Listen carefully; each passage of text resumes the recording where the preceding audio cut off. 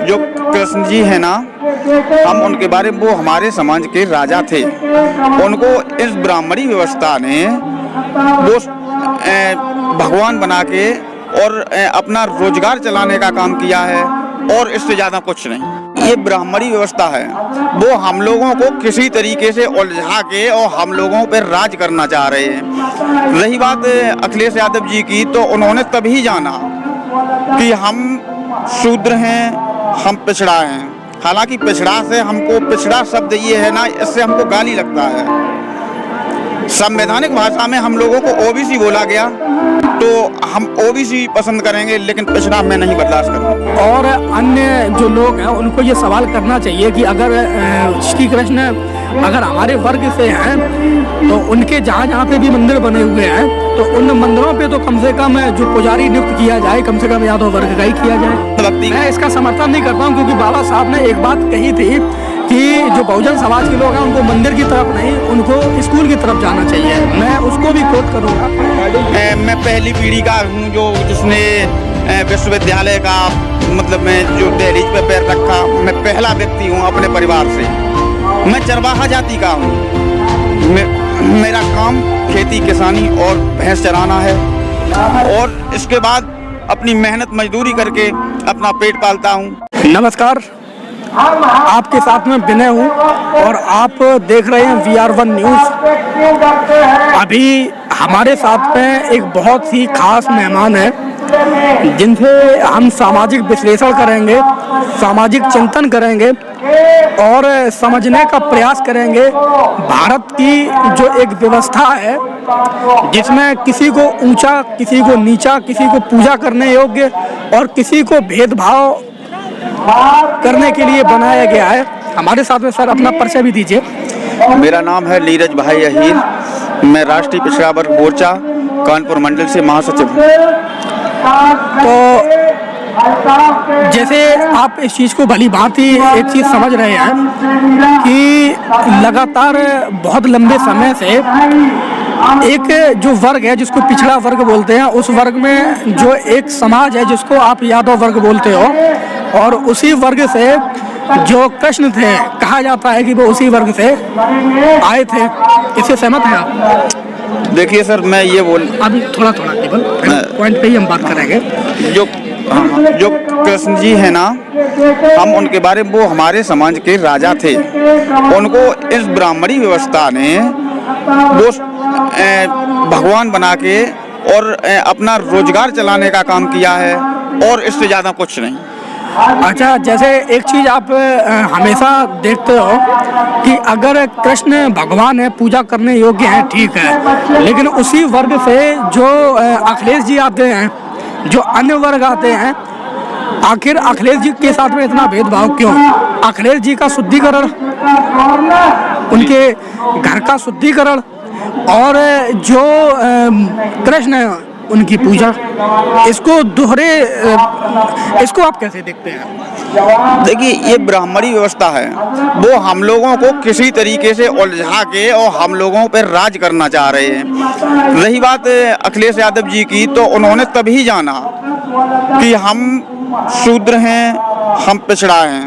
हालांकि पिछड़ा से हमको, पिछड़ा शब्द ये है ना, इससे हमको गाली लगता है।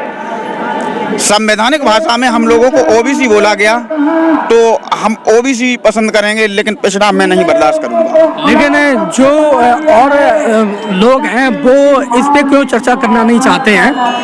जो और जैसे यादव वर्ग के जो लोग हैं, जाति के लोग हैं, वो इस पे चर्चा नहीं करना चाहते हैं। उनको लगता है कि ये बात गलत है कि सीएम आवास का शुद्धिकरण हुआ, जबकि अखिलेश जी ने अपने एक स्टेटमेंट में ये बात बोली थी कि हमारे पिताजी मुख्यमंत्री रहे और हम भी मुख्यमंत्री रहे, लेकिन हमको कभी इस बात का एहसास नहीं हुआ कि हम पिछड़े हैं। और मैं धन्यवाद बोलना चाहूँगा भाजपा वालों का, योगी जी का, मोदी जी का, कि उन्होंने हमको एहसास कराया।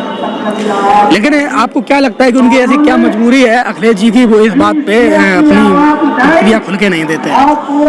उनको कुछ नहीं, उनको केवल वोट की राजनीति अपनी चमकानी है, और कुछ नहीं। सामान चाहे रहे या कुआं में गिरे, उससे कोई मतलब नहीं उन्हें। हमारे शरीर में हम मेहनती कमेरे भैंस चराते हैं, गोबर भी डालते हैं। अगर देखा जाए तो उन्हें हमारे शरीर में उन्हें बदबू लगेगी। क्यों? हमारे वोट से राजा बन गए, फिर अब अगर जैसे उनसे अगर जैसे कोई सवाल दागा जाए तो वो हमको मतलब एक तरीके से किसान वर्ग जो कमेरा वर्ग है उसको बोलेंगे कि भाई नहीं, आप गरीब मजदूर हो, आपकी मैं बात नहीं पूर्ण रूप से। जैसे जो और अन्य जो लोग हैं उनको ये सवाल करना चाहिए कि अगर श्री कृष्ण अगर हमारे वर्ग से हैं तो उनके जहाँ जहाँ पे भी मंदिर बने हुए हैं तो उन मंदिरों पे तो कम से कम जो पुजारी नियुक्त किया जाए, कम से कम यादव वर्ग का ही किया जाए। जी बिल्कुल बिल्कुल। आप लेकिन जो यादव वर्ग के लोग हैं, आपके समाज के जो लोग हैं, वो कभी इस चीज़ का कभी कोई मुद्दा उठाते ही नहीं है। जी जी बिल्कुल नहीं उठाते हैं। वो अभी भी अंधभक्ति में लीन है और अंधभक्ति। मैं इसका समर्थन नहीं करता हूं क्योंकि बाबा साहब ने एक बात कही थी कि जो बहुजन समाज के लोग हैं उनको मंदिर की तरफ नहीं, उनको स्कूल की तरफ जाना चाहिए। मैं उसको भी कोट करूंगा, लेकिन कहीं ना कहीं ये भी एक सवाल का विषय तो बनता ही है कि जिस वर्ग के ज़्यादा मंदिर हैं उस वर्ग के लोग पुजारी नहीं हैं और पूजा वो उसी वर्ग की करते हैं जिस वर्ग से, और उनको ही वो अछूत बताते हैं, शुद्धिकरण करवाते हैं। ये दोहरा चरित्र क्यों? ऐसा है सर कि जो हमारा समाज है ना, ये गांव से बिलोंग करता है और अभी भी मैं पहली पीढ़ी का हूँ जो जिसने विश्वविद्यालय का मतलब मैं जो दहलीज पे पैर रखा। मैं पहला व्यक्ति हूँ अपने परिवार से। मैं चरवाहा जाति का हूँ। मेरा काम खेती किसानी और भैंस चराना है और इसके बाद अपनी मेहनत मजदूरी करके अपना पेट पालता हूँ।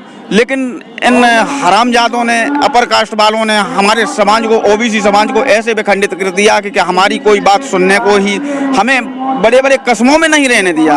मैं रहता हूँ गांव में रहता हूँ जहां आज आज़ादी से आज के ठीक 10 साल पहले आवागमन का साधन वहाँ पे। जबकि ओबीसी के जो लोग हैं उनको ये सवाल करना चाहिए कि देश भर में ओबीसी के कितने जज हैं, कितने आईएएस हैं, कितने आईपीएस हैं, कितने आईआरएस हैं।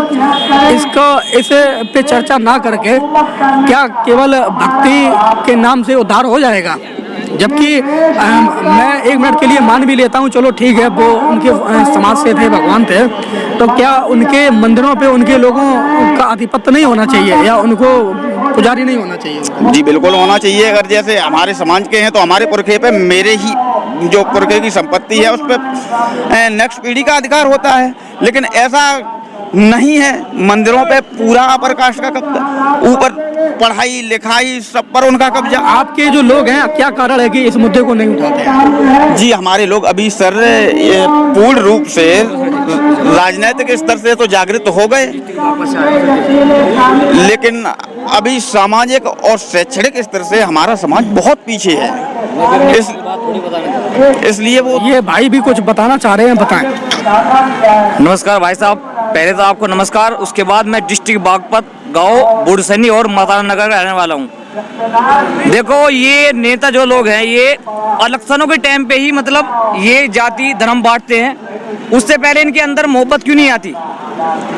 इलेक्शनों के टाइम पे ही ये इतनी जाति दिखाते हैं, कुछ भी दिखाते हैं, लेकिन उससे पहले कुछ तो कुछ नहीं। भाई गरीब वाली कहीं भी पड़ा है, बिजली ज्यादा कहीं भी पड़ा है, लेकिन ये क्यों नहीं देखते जब भाई गरीब आदमी गांव में परेशान है? ये इलेक्शनों के टाइम पे ही देखते हैं, उसके बाद तो कोई देखते नहीं भाई। तो अभी हमने भाई से बात की, आपको हमारी प्रतिक्रिया कैसी लगी कमेंट में अपनी राय दें और हमसे जुड़ने के लिए, हमारे चैनल से जुड़ने के लिए VR1 न्यूज़ पर विजिट करते रहें।